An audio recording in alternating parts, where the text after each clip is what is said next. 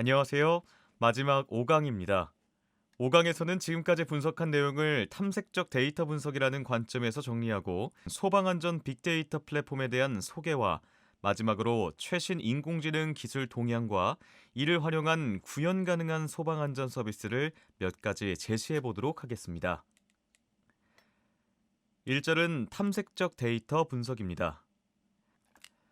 탐색적 데이터 분석이란 존 튜키라는 미국의 저명한 통계학자가 창안한 자료 분석 방법론입니다.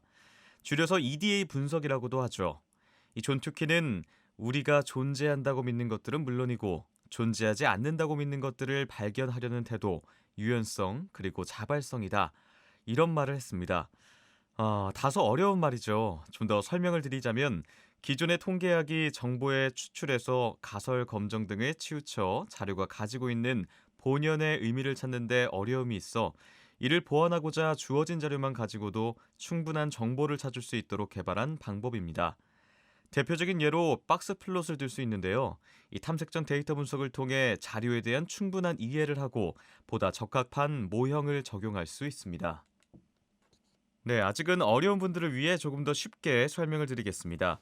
탐색적 데이터 분석을 하는 이유는 데이터 분석가가 데이터에 대해 예상하고 있는 특징이 사실인지 확인하고 더 나아가서는 데이터에 숨겨진 속성을 찾아내는 것입니다. 이를 위해 데이터의 분포 및 값을 여러 각도에서 관찰하고 데이터 준비 단계에서 파악하지 못한 잠재적인 문제들을 파악합니다. 그리고 이런 과정에서 내가 정의 단계에서 발견하지 못한 숨겨진 패턴을 발굴하기도 하죠.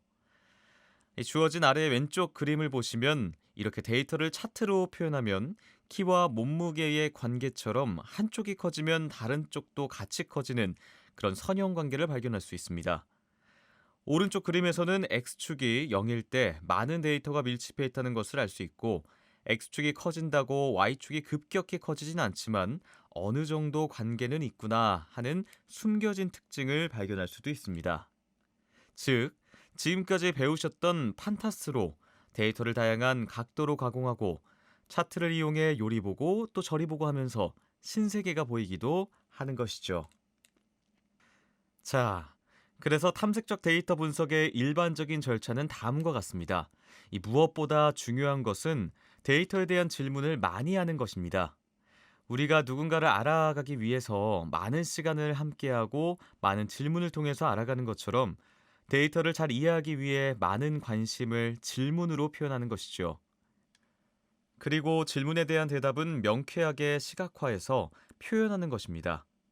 그리고 시각화해서 무언가 특징이 발견된다면 이것을 모델링도 해보고 검증도 해보고 그렇게 해당 질문에 대한 답을 확인합니다. 그리고 확인한 답을 바탕으로 새로운 가능성을 찾기 위해 또 다른 질문을 해보는 것이죠. 존 투키는 그래서 정확한 질문이 매우 중요함을 강조하였습니다. 또 이런 말도 했죠. 잘못된 질문에 대한 확실한 답은 항상 결론이 확실할 순 있으나 종종 결론이 애매모호하게 나기도 하고 정확한 질문에 대한 대략적인 답이 더 나을 수도 있다. 그렇습니다. 이 분석이라는 것은 정해진 정답으로 움직이는 것이 아니죠. 빅데이터에서 좋은 분석은 당연히 우리가 예상한 것보다 훨씬 놀라운 발견이어야 하니까요. 자, 다음은 1장부터 4장에서 분석한 결과 중 몇 가지를 확인하면서 EDA 분석 과정을 한번 체험해 보겠습니다. 첫 번째 단계는 당연히 데이터 현황을 파악하는 것이겠죠. 데이터는 어떻게 생겼는지, 사람을 처음 보면 얼굴부터 보고 우리가 첫인상을 남기듯이 데이터를 출력해 보면서 첫인상을 느끼는 것입니다. 그리고 누군가를 소개를 받을 때 그 사람의 기본적인 스펙을 확인하듯이 데이터의 스펙이라고 할 수 있는 것은 데이터의 규모, 타입, 종류를 확인해 봅니다. 아래처럼 표로 각 컬럼별 특징을 정리합니다. 데이터의 타입과 종류, 규모에 따라 적용할 수 있는 분석 기법이 다르기 때문에 이것을 확인하는 과정은 초기 전략을 세울 때 반드시 필요한 과정입니다. 자, 그 다음은 우리가 기술 통계 값을 얻어보는 일을 해보죠. 평균, 표준 편차, 중간값 등을 얻어서 데이터가 어느 범위에 있는지 확인을 해봅니다. 이러한 일을 통해 데이터가 튀는 성격인지 또 아닌지도 볼 수 있습니다. 자, 이렇게 알아가 보는 것이 데이터와 마치 소개팅을 하는 느낌이기도 하죠. 자, 그럼 우리는 이제 우리가 받은 느낌을 확인할 차례입니다. 이 느낌과 대략적인 스펙을 알았으면 이제 본 게임에 들어가야겠죠. 누군가에게 관심을 보이듯이 많은 질문을 해보는 겁니다. 화재는 어떤 종류의 유형이 많을까? 지역별로는 화재 현황이 좀 어떨까? 출동 시간은 얼마나 걸릴까? 이런 질문들을 해보는 겁니다. 일반적인 질문을 할 수도 있지만 독특한 질문을 많이 해보는 것도 좋아요. 이런 과정을 거치다 보면 특별한 패턴이 발견되기도 합니다. 음, 독특한 질문이 무엇일까 생각을 해봤습니다. 자, 다음 그림을 한번 봐볼까요? 이 그림은 화재 진압 시간이 늘어나면 재산 피해가 늘어날까에 대한 질문의 답입니다. 왼쪽 그림을 보면 대부분 재산 피해가 거의 없어서 진압 시간과 관계가 없어 보이는데 일부 데이터는 확실히 진압 시간이 늘어나면 늘어나기도 합니다. 하지만 케이스가 적어 보이죠. 유의미한 관계는 아닐 것 같습니다. 하지만 그림을 너무 작게 그려서 잘 안 보이는 것도 같죠. 그래서 확대를 해보겠습니다. 오른쪽이 확대를 한 그림입니다. 그런데 신기하게도 화재 진압 시간이 늘어나면 오히려 재산 피해 소개가 감소하는 것 같네요. 데이터를 잘못 입력한 걸까요? 만약에 이게 사실이라면 이런 이유가 발생하는 원인에 대해 분석을 해볼 만한 가치가 있다는 판단이 들기도 하지만 제 직감으로는 원인을 찾기는 어려울 것 같습니다. 자, 이렇게 우리는 이런 식으로 데이터의 숨겨진 속성을 찾아가는 것입니다. 대화를 하다 보면 첫인상이 없던 그런 느낌을 받기도 하잖아요. 바로 그것입니다.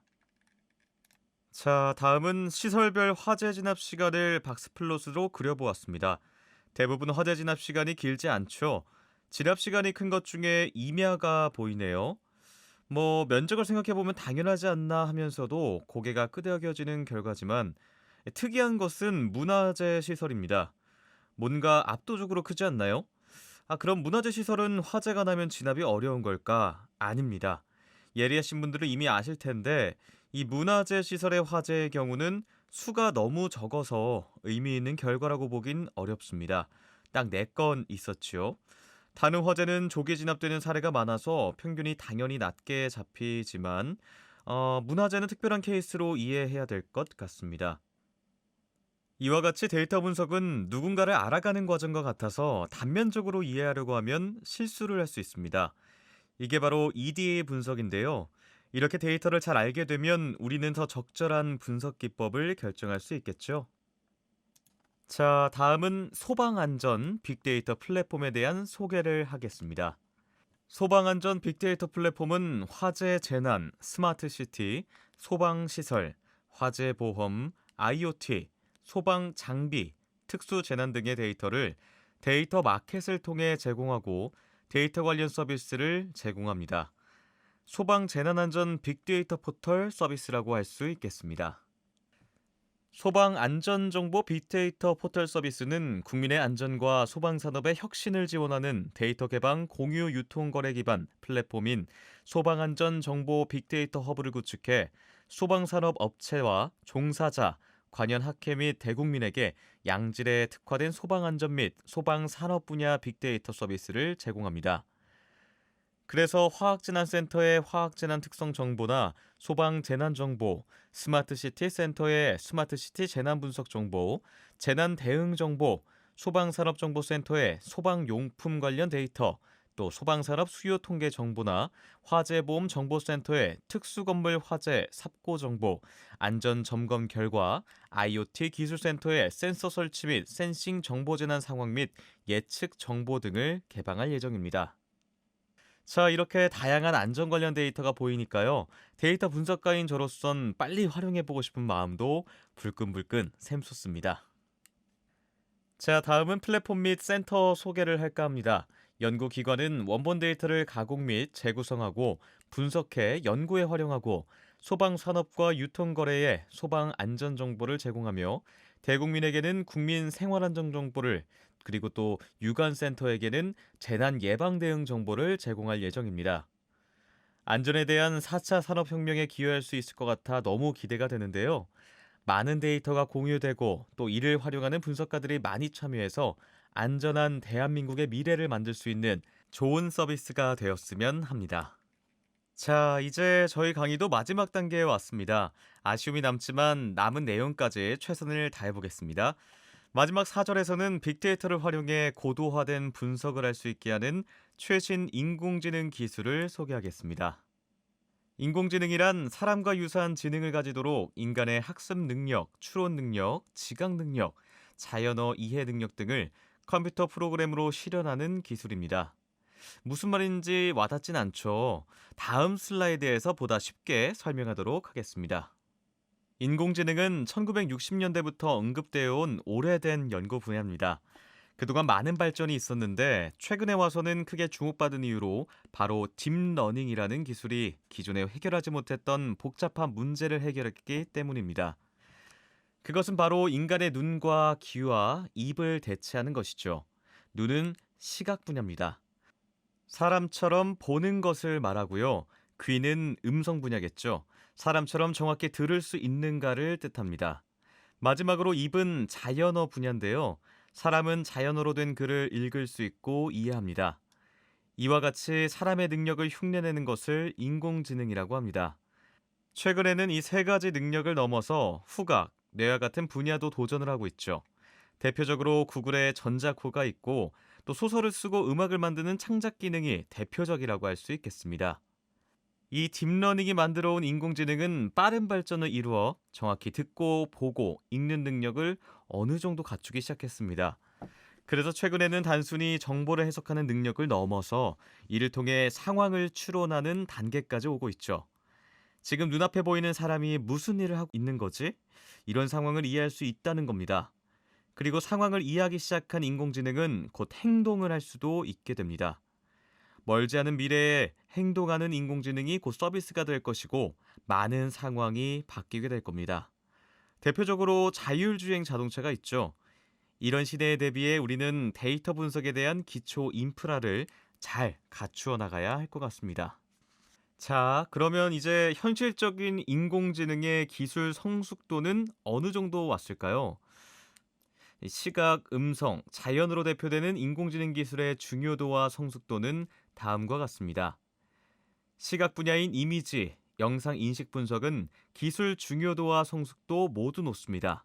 사실상 시각 분야는 이미 인간보다 정확하게 사물을 인식하기 시작했죠. 그러므로 앞으로 많은 인공지능 서비스가 활성화될 것이라는 기대도 있습니다. 다음은 음성 분야인 신호 인식 또 분석 분야인데요. 이 분야는 기술 중요도는 높지만 성숙도는 약간 아쉬운 단계입니다.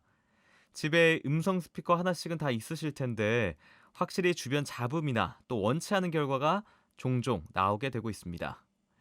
마지막은 자연어 분야인데 이 텍스트 언어 인식 분석이라고 할 수 있습니다. 기술 중요도는 낮지 않고 성숙도는 중간 정도입니다. 일각에서는 2025년 정도에 어느 정도 사용할 만한 자연어 번역 수준에 도달할 것으로 예상하고 있습니다. 그러면 머지않은 미래에 정말 말하는 로봇이 탄생하는 것일까요? 보시는 바와 같이 시각, 음성, 자연어는 다음과 같은 서비스를 탄생시켰습니다. 음성 분야는 잘 알고 있는 AI 스피커가 있고요. 자연어는 파파고나 구글 번역기가 있죠. 그리고 시각 분야는 DPS가 있는데요. 와, 정말 하루하루 새로운 기술과 서비스가 등장하고 있으니 너무나 빠르다는 생각도 들 때가 있습니다. 자, 그럼 마지막으로 이런 인공지능 기술을 소방안전 빅데이터에 적용하면 어떤 분야에 활용할 수 있을까요? 저도 한번 생각을 해봤는데요. 그래서 우선 음성 분야에 이런 서비스가 가능하지 않을까 하는 생각이 들었습니다. 우리 119 직원은 장난 전화로 너무 힘들어하고 있죠. 지금 이 전화가 과연 장난 전화일까? 진짜 상황일까? 거짓말 탐지기가 있듯이 사람의 음성과 해당 지역의 상황, 또 여러 가지 정보를 종합하면 충분히 거짓의 가능성을 판단할 수 있지 않을까 생각합니다. 마지막으로 화재의 확산에 대한 시뮬레이션인데요. 자재와 불꽃의 보양 크기, 확산의 방향, 건물의 정보 등을 결합하면 화재가 어떻게 커지게 되고 어떻게 대응해야 하는지에 대한 분석이 가능하지 않을까 합니다. 네, 여기까지로 본 강의는 마치도록 하겠습니다. 마지막까지 수업에 참여해주신 모든 분들께 감사드리고요. 재난 안전 분야의 데이터 분석 전문가로 거듭나시기 바랍니다. 감사합니다.